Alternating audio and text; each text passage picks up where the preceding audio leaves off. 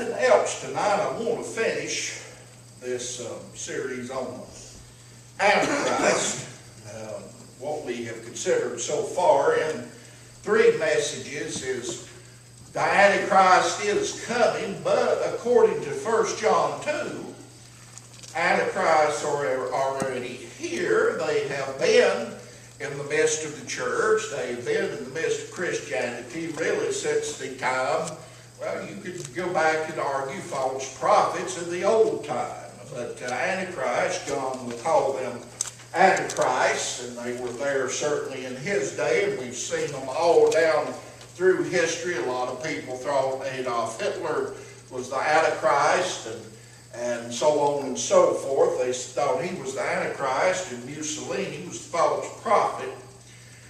The question we considered, when will the Antichrist be revealed? And that is after the rapture of the church. Of course, reasonable Christians may disagree on that. Some believe the church will go through all or part of the Great Tribulation. I do not believe that. I am premillennial, and even among premillennial is that disagreement. But anyway, the Antichrist will be revealed after the rapture of the church, after the turmoil there created by the absence, the disappearance of so many Christians. The prophecy of Daniel's 70 weeks there in Daniel 9, we see that 69 weeks have nearly taken place. That includes all the way from the time Daniel gave the prophecy all the way up to the time there of Christ's crucifixion and the destruction of the temple there by Titus in 70 AD. We've discovered the personality of Antichrist. He will be empowered by Satan, beholden to the power of Satan. We saw the contrast between Christ and Antichrist. We see that Satan always tries to imitate Christ, and he will, with the Antichrist, the satanic trinity.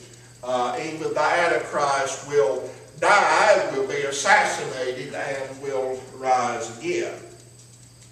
Of course, in Revelation 13 this morning, we consider the satanic trinity, the beast, Antichrist, false prophet. But as we close this series on the Antichrist, tonight we will consider briefly his life, his nationality, and havoc that he will bestow on the world at the time of the Great Tribulation period. And we will see that Antichrist, as powerful as he will be, as mesmerizing as he will be, will meet his doom there when he will be defeated at Armageddon. There with the beast and the false prophet, he will be cast eternally into the lake of fire. Now, there's been a lot of speculation on the nationality of the Antichrist. We considered that briefly this morning.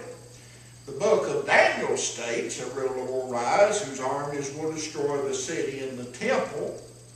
We know that Jerusalem and the temple there, Herod's temple, was destroyed in 70 AD by Titus and the Roman legions. Now, Titus is not the ruler that Daniel is referring to here. We believe that he is referring to the Antichrist. He will make the 7-year treaty there with Israel, put an end to the sacrifice and offerings. And there in the middle, the middle of the time there, when the Messiah will be cut off according to Daniel 9, he will set up the sacrilegious idol there in the temple, and his agreement there with the Jews will be broken. According to Daniel, Antichrist will come from the people who destroyed the temple, and we know that the Romans destroyed the temple. But having perhaps Roman descent does not mean that the Antichrist will be Italian. We must remember he very well could be European. We must remember, and as we'll see, the European Union will be put back. Essentially, old Europe will be put back. We see today in the 10 nation confederacy there, that is well on the way to being so. Daniel 8 provides some further insight. In it, the angel Gabriel explains Daniel's vision of a ram and a goat as events relating to the Greek emperor there, Alexander the Great. Daniel 8:21 through 24, and the rough goat is the king of Grecia, and the great whore that is between his eyes is the first king. Now the dead spoken, whereas 4 stood up for it, for 4 kingdoms shall stand up out of the nation, but not in his power. And in the latter time of their kingdom, when the transgressors are come to the full, a king of fierce countenance and understanding, dark sentences shall stand up, and his power shall be mighty, but not by his own power. And he shall destroy wonderfully, and shall prosper and practice, and shall destroy the mighty and the holy people. Daniel there 11 gives a breakup, a history of the breakup of Alexander's empire. We see there there, along with the passage that we just cited, clearly links the Antichrist to the northern kingdom of the divided Greek Empire. So it's safe to assume that he could be, and I think he could be, European. Another possibility is he Jewish descent. Well, the Bible does not provide a definitive answer to that. But a couple of verses, Genesis 3:15, and I will put enmity between thee and the woman, and between thy seed and her seed. It shall bruise thy head, and shall bruise his heel. We know that's referring there to the devil. That's like stepping on an old snake there. Genesis 49:16 and 17 there. We see here when Jacob is blessing his sons, he makes this prophecy about Dan, one of his sons. Dan shall judge his people as one of the tribes of Israel. Dan shall be a serpent by the way, an adder in the path that biteth the horse heels, so that his rider shall fall backward. And we see here this reference may be that the Antichrist may be from the tribe of Dan. So, is the Antichrist Roman? Is he Italian? Is he Jewish, Assyrian, or Greek? Well, we don't know. He really doesn't have to be totally one. He can probably be a mixture of all of them.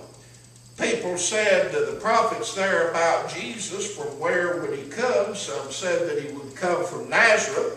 Some said that he would come from Bethlehem.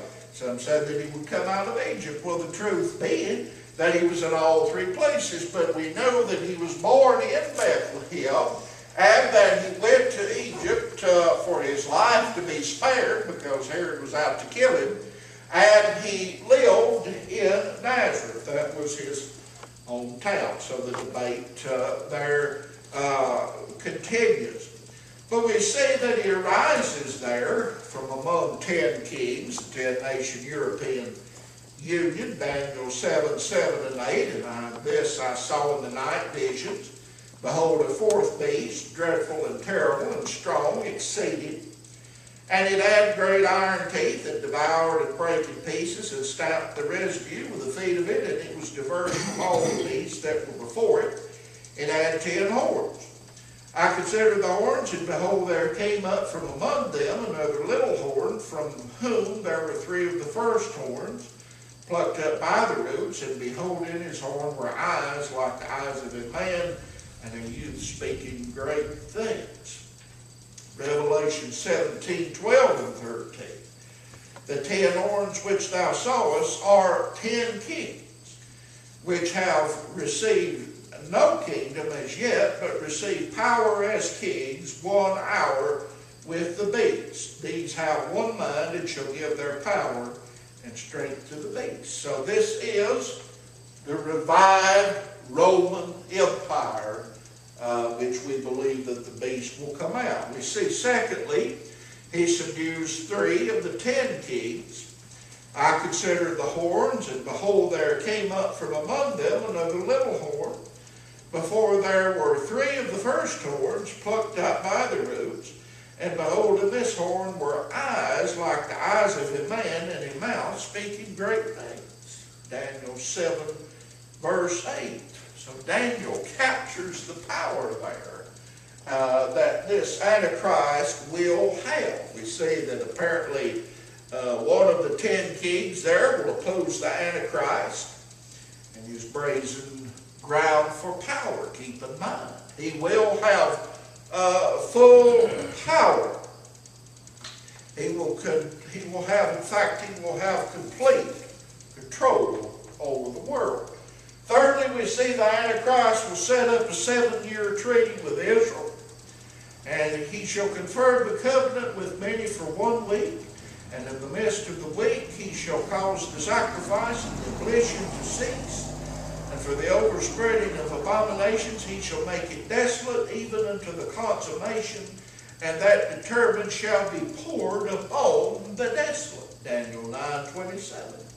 We see that the Antichrist will make a treaty with the people of Israel for 7 years. We don't know the details of the treaty, but we can assume that from what we see today, that it will probably be a bid for Middle Eastern peace. Israel will agree to rely on the Antichrist for its national defense. And they will regret that, no doubt. But we see today that that little tiny nation over there of Israel, no bigger than the state of New Jersey, a nation that was in exile until 1948, until they started coming back into the land. There, that little nation there, that we might call insignificant, will have a great place in the end-time prophecy. Fourthly, the Antichrist will conquer many, as we saw in the 6th chapter of Revelation. He will ride out on the white horse there with the bow. There, he goes out to conquer many. He wields a great sword, and in his conquest he will kill a sizable population, a portion of the world's population. Antichrist will exercise all the authority of the first beast, which is the revived Roman Empire. He will require the world to worship and give allegiance to this empire, which will be resurrected from the depths of history, as we saw in Revelation 13:7 this morning. And it was given unto him to make war with the saints and to overcome them, and power was given him over all kindreds and tongues and nations. So no one will be able to escape the reach of the Antichrist. And if you do not fall down and worship him, you will be martyred and you will be killed. And if you do fall down and worship him, there is no chance that you can ever be saved. So the Antichrist will rule politically, religiously, economically. It'll be, the Bible prophecy foretells, a great universal system of civilization. And we're seeing that today with the move toward the one world government through the UN, the United Nations. So as I said, it's all going to be set up. And the Antichrist can get right into the driver's seat. But he'll have, religiously speaking, all that dwell upon the earth there, as we saw in Revelation 13, shall worship the beast. Politically speaking, all, small, great, rich and poor, free and bond, will receive the mark in the right hand or in their forehead. Now that's not so wild. Every time we go to the grocery store, the products we buy, as the bars, has the, there, it's scans the price. So that's nothing at all that can't happen. We will see unprecedented, there will be unprecedented destruction. And his power shall be mighty, but not of his own power, and he shall destroy wonderfully, and shall prosper and practice and shall destroy the mighty and the holy people. Daniel 8:24. Now this is the turning point, the abomination of the desolation. The Antichrist, as we know, will be the devil incarnate, a mighty genius, a personality of great and sweeping power, as we saw this morning in Revelation 13. And he's going to perform miracles. He's going to wow and mesmerize people. And they will behold the wonder thereof, the Antichrist. They will fall down and worship him. He's going to be a counterfeit of Jesus. In fact, they're going to believe that he is Jesus. A lot of them are going to believe that he is the Messiah that's come. And in the first part of the Great Tribulation will be a time of great prosperity and security, though it will be false. But the man of sin will sit in the temple and announce that he is God, there in 2 Thessalonians 2:4. And through a lot of promises and flattery, he will turn on the Jews. Who opposeth and exalteth himself above all that is called God or that is worshipped, so that he as God sitteth in the temple of God, showing himself that he is God. 2 Thessalonians 2:4. Now what did Jesus say? Well, as we studied there about the Great Tribulation period, Jesus prophesied of a time of great tribulation, such as the world has never seen or ever will see. He said this time period will begin with the destruction of the Jewish temple. Then let them which be in Judea flee into the mountains, because this will be the most horrible, the most destructive time for the Jews. It'll make the Holocaust look like a Boy Scout or a Girl Scout gathering. It'll be terrible. We see that he'll destroy all religion but his own. The world church is growing rapidly today, called the false religion, called they're the great whore of the Babylon there, the religion of the world. The religion of the Antichrist will be in direct contrast to the religion of Christ. He will come in as an angel of light.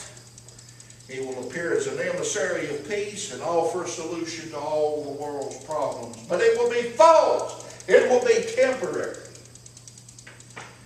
And we see the worship of Antichrist will be universal during the last half of his bloody reign. And those who resist him will die.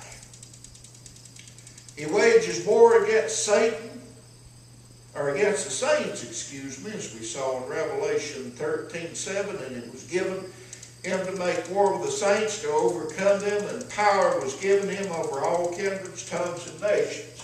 Church won't be here, but there will be people saved. There'll be 144,000 Jews saved during that time, so he will begin enumerate persecution. He will kill 2/3 of the Jewish people there. He will wage war against Jesus Christ in his arrogance there. We see that he will lead a rebellion against Jesus, gather the world's armies to wage battle against the Lord and his heavenly armies. And there will be an Armageddon there, that valley of Megiddo. I've been there, a beautiful, lush, green, flat, sprawling valley there. And the forces there of good and evil will gather there. The Bible says the blood will be up to the horse's bridle. He gathered them together into a place called in the Hebrew tongue Armageddon there. Revelation 16:16. But then Jesus will come. He will set up, as we'll get into it next Sunday, the millennial kingdom of Jesus Christ. despite his arrogant belief that he could defeat God, the ultimate fate of the Antichrist was determined long ago. He and the false prophet and the beast there will be cast into the lake of fire. I want to conclude tonight with this. I think it's good. Jesus was offered the world by Satan. And we go back to Matthew 4, 8 through 11.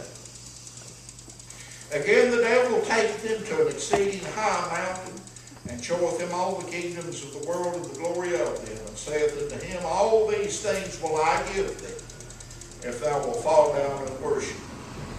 Then saith Jesus unto him, Get thee hence, Satan, for it is written, Thou shalt worship the Lord thy God, and him only shalt thou serve. Then the devil leaveth him, and behold, angels came and ministered to him. Because he is faithful and true, Jesus turned down the devil's offer to rule the kingdoms of the world. However, at some point in the future, a man will arise who will accept this deal with the devil. He will sell his soul for a brief and destructive career as the most powerful dictator in human history. He will hold absolute power. He will be the personification of all evil. But his destruction is certain. He challenges the Prince of Peace, and guess what?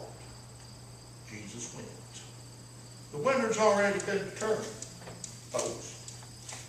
And that winner will be Jesus Christ. So we end Antichrist, and for the next 2 or 3 installments of our series on the second coming,